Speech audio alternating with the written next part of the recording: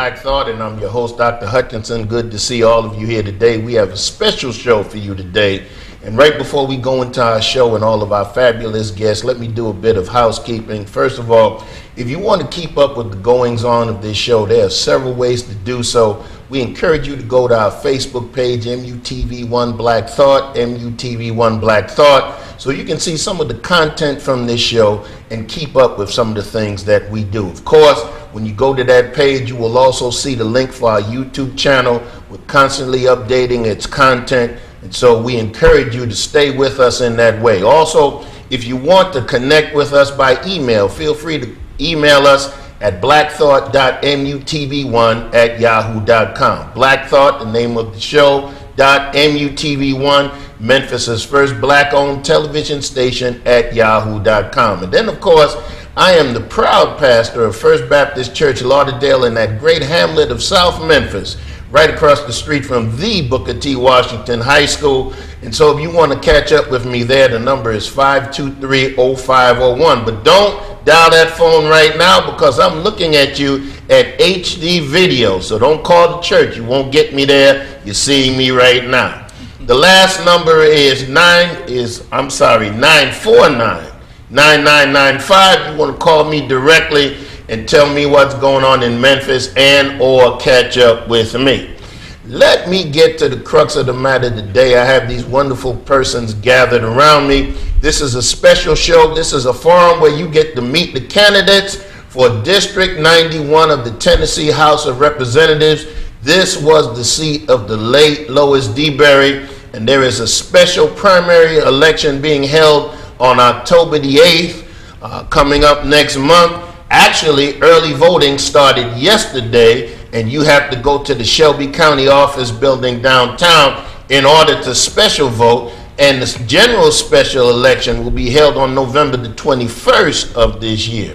And so we have many of the candidates here who are going to be involved in the primary election, as well as the independent candidate here who will be a part of the special general election. And so to my left and your right, we have starting Mr. Joshua Forbes, and then we have Ms. Ramesh Akberry, then we have Mr. James Tomasic, and then we have Ms. Terica Lamb, we have Ms. Doris DeBerry Bradshaw, Mr. Clifford Lewis, and we have Ms. Kemba Ford. So it's a pleasure to have all of you here today.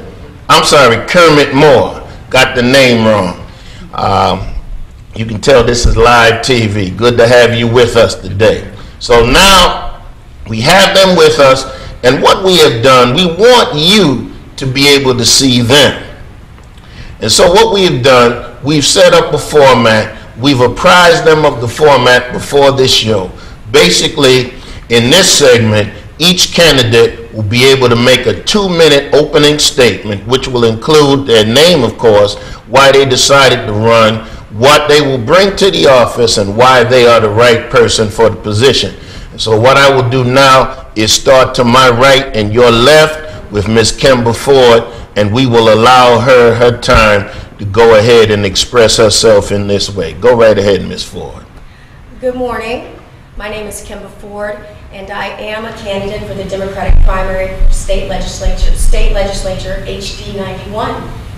And my motto for this campaign is being your champion for change. There have been about 120 years of public service that my family, direct lineage of my family, has offered in the county of Shelby and the state of Tennessee. My grandfather's father was a county squire in the county of Shelby in the 1890s. My grandfather raised 12 children to be strong, civic-minded individuals, ones who participated in the civil rights movement. When the great Dr. Martin Luther King was championing the cause of the I Am a Man movement, the sanitation workers movement, I recall seeing photos of my family walking right beside him. This is another call to action. This is the future. We have an opportunity in this special election to look forward to the future. And a champion for change is the person that I intend to be, should I be so blessed and honored to be your representative in House District 91. Thank you so much. Okay, Mr. Kermit Moore, go right ahead. Good morning. I'm Kermit Moore, candidate for Tennessee House District 91 in the Democratic primary. I am here to offer my services to the people of the community in District 91. I've been working in the community for over the last 20 years. I did voter registration, voter education, GOTV, and after being at the march on Washington on last month, I felt a call to offer myself for public service. And in this call, I will serve the people of District 91 well. Okay, thank you, sir. All right, Ms. Lois DeBerry Bradshaw, go right ahead. Good morning. I feel like that I would be the best candidate for this because my family also have been in politics for years. My brother, John Jefferson DeBerry Jr., is now a state legislator. And we have worked, our family have worked hard in the civil rights movement. My mother and my father was NAACP representatives in the small town of Alamo, Tennessee. And I also was the president of the youth group. So this is nothing new to me of working in the community. I was born at the address I live at now.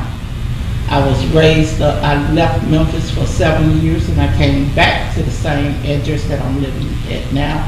I know the people, I live with the people, and I understand the issues all around our community. My house has been an open door service for the last 20 years because I worked on the Defense Depot issues and around environmental health, and also worked on criminal justice issues, not just locally, but nationally and internationally. And so that's why I think that I should run, because so many issues is in our community and they're getting pushed aside because people that don't live there don't know that much about what is actually happening on the ground. Okay, thank you so much. All right, Miss Terica Lamb, go right ahead. Good morning. I'm Terica Lamb. I am a mother of 3 and a current resident of District 91. And unfortunately, I do not come from a family of politics or politicians. I am simply a resident of the community, stepping up, willing to serve, and meet the challenges that the community has. I've served in the community since I've been back to Memphis for the last 8 years in various capacities with various organizations. So I understand the needs, and I can remember in previous elections looking at the candidates and always having to pick from the lesser of, I don't want to say the evils, but just not a very well qualified or somebody that I felt had the best needs of the community at heart. So I'm stepping up and offering myself as a trustworthy woman of integrity, a woman that cares about the community. So thank you for having us this morning. Thank you. All right, Mr. Thomason, go right ahead. My name is Jim Tomasic, and I'm not an independent. I'm a libertarian. I am the chairman of the Libertarian Party of Tennessee. I was elected to that position by people from all over the state. This election was brought to me as something that maybe we should take a look at, because we knew that the Republican legislature had redrafted the districts and made it to where that the citizens of this district are actually pinned up. All of these Democratic Party votes are pinned up into this one area. There is only one voice of representation that will come out in the general election on November 21st. I'm there in this election because I knew there wouldn't be a Republican. I felt that there would not be a Republican running because they made it like this to where there's no point in it. They've got you all pinned up in one area. That's what this is about. There, whatever you, like Jackson Baker from the Memphis Flyer said, whoever gets elected to this position, you're going to be a backbencher. If I got elected to it, I would be a backbencher. But for the purpose of electing a libertarian who's being called an independent in the media, this is a historic election if I do make it to where I am elected. I'm collecting money all over the state for this election. And I recommend that the Democratic Party find their best candidate, because I'm going to make this an election that you're going to be paying attention to. You need to put your best foot forward. That's all I got to say. Thank you, sir. Ms. Ackman. Yes, my name is Ramesh Akberry, and I decided to run for this position because District 91 is a community I know and love. I spent countless summers, countless weekends, and countless holidays right across from Lincoln Park. My grandmother lives there, and I currently live there with her. So it's a community that I know, I'm familiar with, and I've been there. I'm 29, and that should give you a little bit of the longevity of myself in that community. Now, I'm an attorney, and I'm not trying to lord that over anyone, but I'm familiar with the legislative process. There are no black attorneys in the House right now. I'm prepared to fight for District 91, and I'm prepared to listen. This is truly a position about servitude. There is glory, but it's about serving the people of that district, and that's what I intend to be, an amplifier for their voice. I've heard countless stories about education. There's concern about the schools in that area closing, concerns about not having equal access to health care, concerns about not having jobs in their community. Those are all issues that I know that I can address. I know that I can fight for that district. I know that I will never stop fighting for that district. There is a Republican supermajority, so it's not going to be an easy fight. But if we never give up, if I keep talking, if I keep addressing the issues and keep the constituents' values and their needs at heart, then I know that I'll be successful. And that's why I'm running for this position, because I know that I can serve these people. Thank you so much. All right. Mr. Forbes, go right ahead. Good morning. Good morning. Thank you for having me on the show.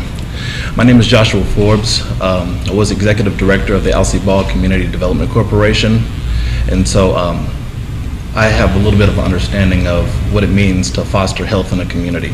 I also live in the community that I serve in, and so I've been there for quite some time, serving along with my wife in the community. So as a community developer, you think about all the issues of working with the low income, working with the no income, working with the senior citizens, and working with our children. We have all these different issues that so many of us have been trying to tackle for the past few years, education reform being one of them. And so some schools of thought believe that it's a one-size-fit-all approach.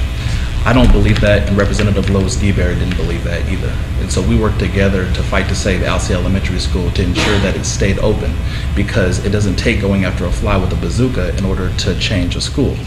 I also worked with the Section 8 population of our community.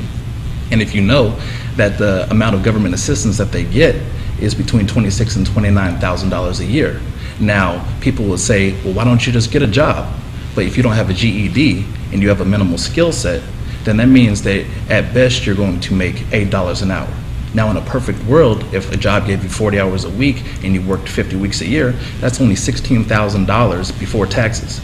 So there's a gap of $10,000, and we're telling people to get back in the job force and just pull yourself up by your bootstrap. That's not realistic. Also, the issues of senior citizens who are actually the root of the community. Over time, living on a fixed income, it's difficult for you to maintain your house. And so as an organization, I partner with other nonprofits and businesses in the area so that we could help put roofs on senior citizens' homes, because a safe place to play or a safe place to live is a great place to live. I truly believe that. And so if I get elected to House District 91, I can bring a unique insight from a community developer standpoint that addresses all of the working pieces. Thank you. Sir. Thank you, sir. All right, you have heard from the candidates. They have all done well. We're going to take a break. And when we come back, we will ask them some specific questions. We're glad you're here. We're glad they're here. This is Black Thought, and I'm your host, Dr. Hutchinson.